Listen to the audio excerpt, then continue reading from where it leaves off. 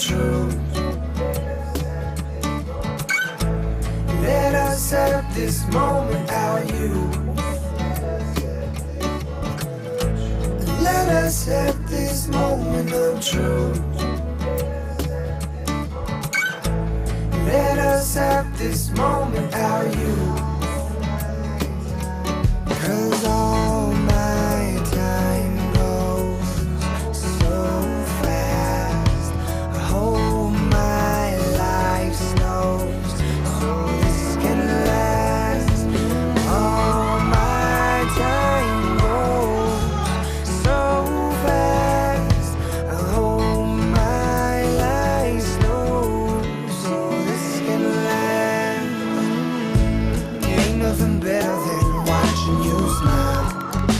Whoa, whoa, whoa. Ain't nothing better than watching you laugh out loud, my baby. Ain't nothing better than watching you be alone. Ain't nothing better.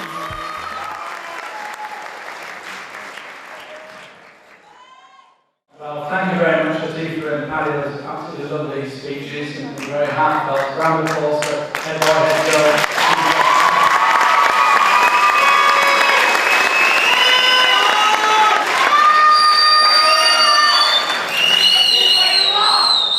Now, in between the claxons and the whooping, it's my great pleasure to welcome Your Excellency, honourable guests, ladies and gentlemen, students, Mr. Khalid Janani, and to thank him in advance for speaking to us this evening about the journey our students are embarked upon. Now, before you get up, sir, I have to just sing a few praises for you, and sorry to embarrass you, a little bit of bio information is required. So, for your information, Mr. Khalid Janani is Group Chief Executive of Dar Al-Islami Trust, Geneva, and Chairman of Nasib Solidarity IFMA Development Company. He's also a member of the board of IFMA Bank, Bahrain, and finally Islamic Bank of Egypt. Furthermore, he's a member of the Dean's International Council, University of Chicago Harris School of Public Policy Group. He's a former partner at Pricewaterhouse, boasting over 18 years of experience in business advisory services in the UK and the Middle East. Furthermore, on the board of Cambridge University's Centre for International Business and Management. Khalid is a fellow of the Institute of Chartered Accountants in England and Wales. He's former Vice Chairman of Arab Business Council of World Economic Forum, and also former co-chair of World Economic Forum's Global Agenda Council on the Middle East. Khalid was awarded in 2004 with the Life Achievement of Islamic Banking Award, and in 2008 he was the Islamic Banker of the Year. Ladies and gentlemen, it is a great pleasure to welcome to the stage Mr. Khalid. Good evening. Class of 2014, I don't know what wrong you've done, but you've definitely drawn the short straw to have me speaking to you tonight. It was short notice. To be fair to the class, to the school administration, and to the Board of Trustees, actually they were trying to get you George Clooney. But George Clooney was called in. He's got some shooting schedules which were changed, so he's gone. I think he's somewhere in China doing his new movie. But I've been promised by his prospective uncle and co, Mr. Akram McMahon, that when he comes to Bahrain in November, he will come and talk to the school. And that promise, I'm sure he's going to keep. It's not just you throwing into the short straw, I've thrown the short straw too, because it's very difficult to speak about the future with what's going around us today. It's been tough. You're all following what's going around us. I remember, before I do that, this is my third time that I speak my commencement, graduation. The two were in Switzerland, this is the one in Bahrain. And the first two I did, and I always say the best way to speak to students, to prospective people joining the world is to speak from the heart. But in the last one, my son was there and he told all his friends he doesn't have one. So what I've done, I prepared something that I'm going to speak from. 14 years ago, today, actually I was, just like you, leaving school in 1974, where the world was just around 4 billion people. Today we are 7.3, or north of 7.3 billion people. 40 years ago, it was the World Cup in Germany, and everybody was, unlike today, everybody was watching, because we only had one match, I remember, that we could see, and that was the final between Germany and Holland. And we all got very, very sad as Bahrain that Cruyff is not win. And the same thing happened later on. But it was 40 years ago. And the world 40 years ago is totally different than the world today. A lot of positive things have happened. Words such as globalization, such as selfie, such as goofy, such as internet, they were not in existence at that time. Today, the world is so globalized.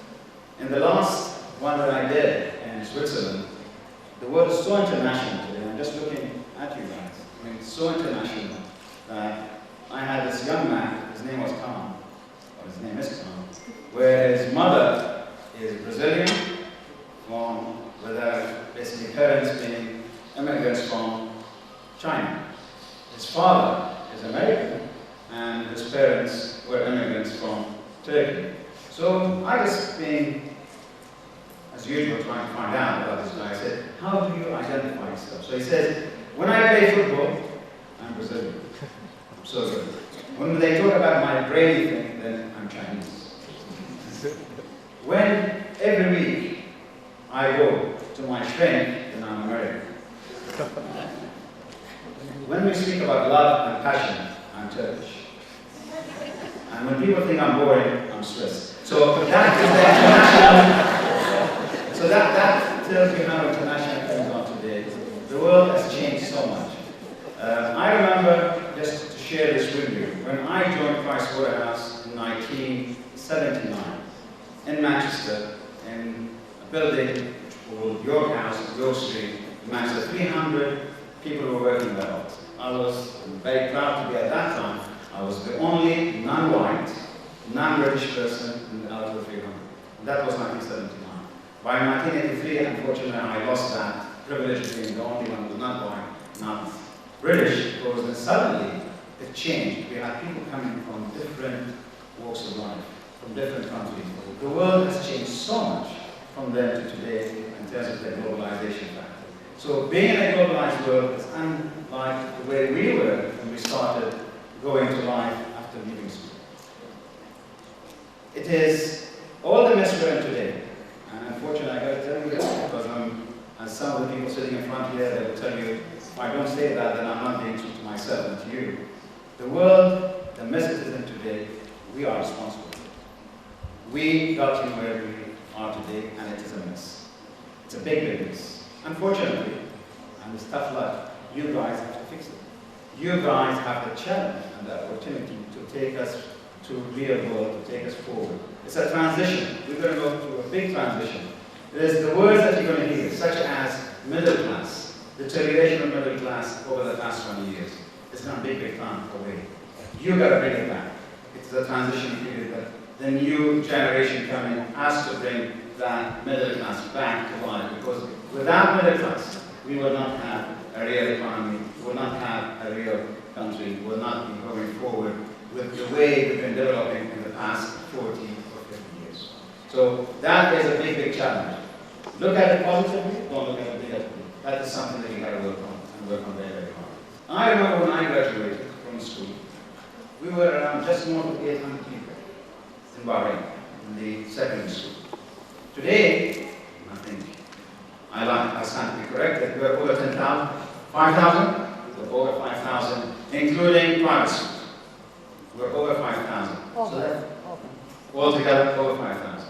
So that tells you the challenges ahead from that aspect. People talk about you make your own luck. Personally, I don't believe in that. I don't think you make your own luck. I think you got a dream. I think Latifa said it very nicely. It's not just Lincoln saying it, it's reality in the world. You got a dream, and you got to pursue that dream. And the only way you do that is by not giving up. You got to make mistakes, make big mistakes, make small mistakes. The bigger the mistakes you make, the better you learn, the quicker you learn. You got to make mistakes throughout your life, because education and learning, it's not about we learn today, we go to university, and then we graduate, and we go forward. You learn until the last day of your life. Actually, the final thing that you can get in your hand is the tombstone that you can live in. So you got to learn until the last day of your life. So learning is an ongoing process. We learn from others, we learn from our friends, we learn from what goes around us. And you guys are lucky, unlike us, when we started. You've got it there. You've got the Google, you've got Wikipedia, you've got whatever you want is there with you. And this is going to develop more and more. The way we see development today is going to be fantastic for you guys, the way you're going to see it in 40 years down the road. So good luck in that.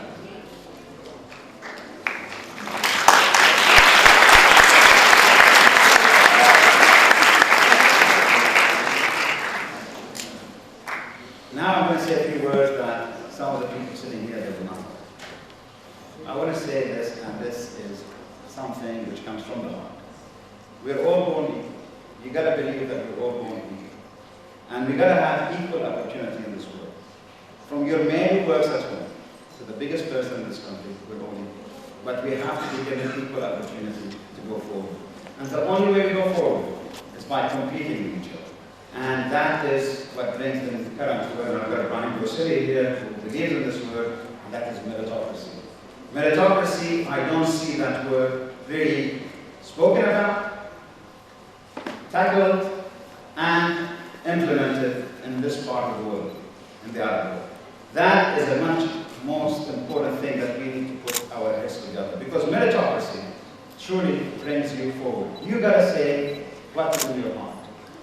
The conventional wisdom says, think with your head, not with your heart. Well, I think that's wrong. I think what you got to do, you act on what's in your heart, but use your brain to get that action forward. So art comes first, not the brain. So do what you feel with it. People will not like that. Who cares? I always say the following. I hate politics and diplomacy. I hate when people say you got to be politically correct. Because in reality, that's a waste of time. But I love politicians and diplomats. Because they are the only people that they don't give me inferiority complex in this world. I'm always above them. I always know I'm ahead of them. So do what is in your heart.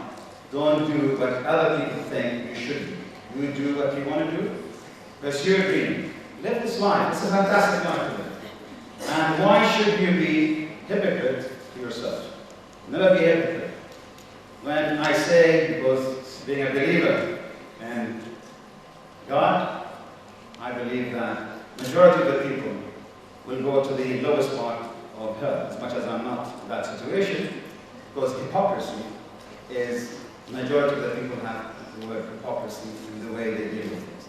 And the other, there's a few people who will go to heaven. They will not go to heaven because they've been doing good deeds. They'll go to heaven because, as we say in Arabic, ليس على المجنون حرج.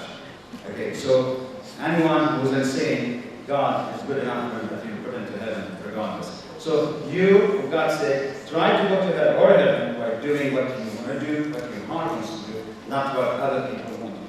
So that's an important thing to go forward. Two other things before I finish. White elephant. Number of times I've been told personally about everything I try to pursue, this is going to be a white elephant. And thank God, it does, I do achieve it. And that's why now in my bedroom, on top of my head, I've got a big picture of a white elephant. Because I do believe in white elephants, and we should not think that white elephants, because people say it's a white elephant, it's not going to happen. You believe in something, you go for it, you do it, you pursue it. You're going to make mistakes, you're going to fall off the cliff. But it's worthwhile falling off the cliff, because you'll make sure next time you're going to go ahead of the others. Two last things I'll leave you with. The journey starts here for you. And I hope in 40 years you will not be in my position when I would say that I regret not taking life to the first. So please take life to the first. And then always remember the closest person to you is the face you see in the mirror every morning. So make sure that that person makes the best of life ahead. And I wish you the best of luck, and I'm sure you're going to be great. And taking, actually, I would like to congratulate both speakers because their words were inspirational, whilst my words are really taking it down. But thank you very much for listening. Thank you.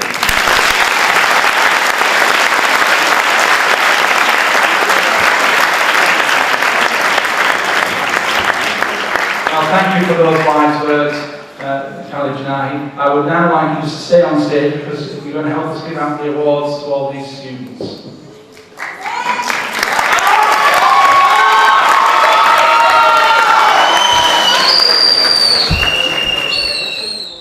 It is now my pleasure to read out the names of our graduate students. As I do so, I will also mention those students, like Paddy mentioned, who have been at the school for many, many years. Some students have been with us over 10 years, started here in kindergarten.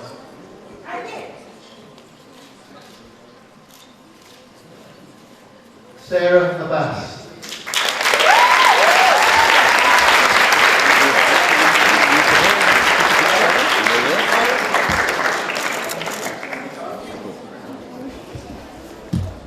Salman Abdullah.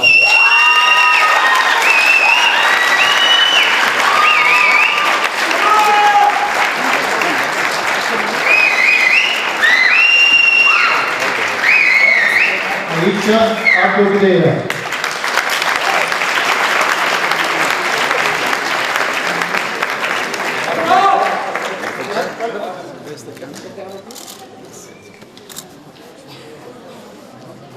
Mariam Alawadi.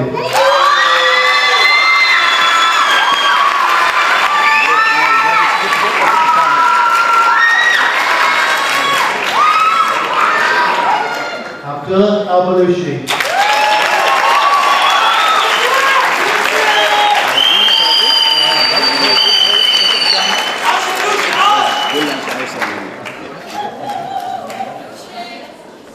Ayman Al-Hassan.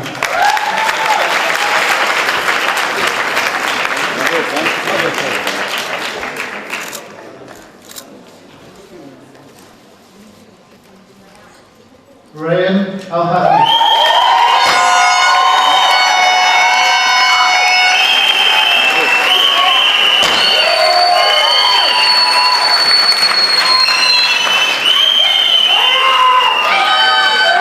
Latifah Al-Hayat.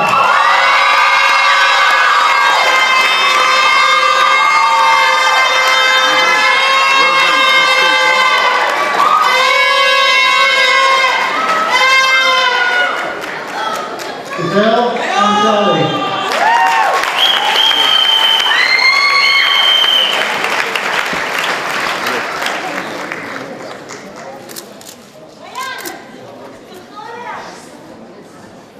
Salman Al-Musalam.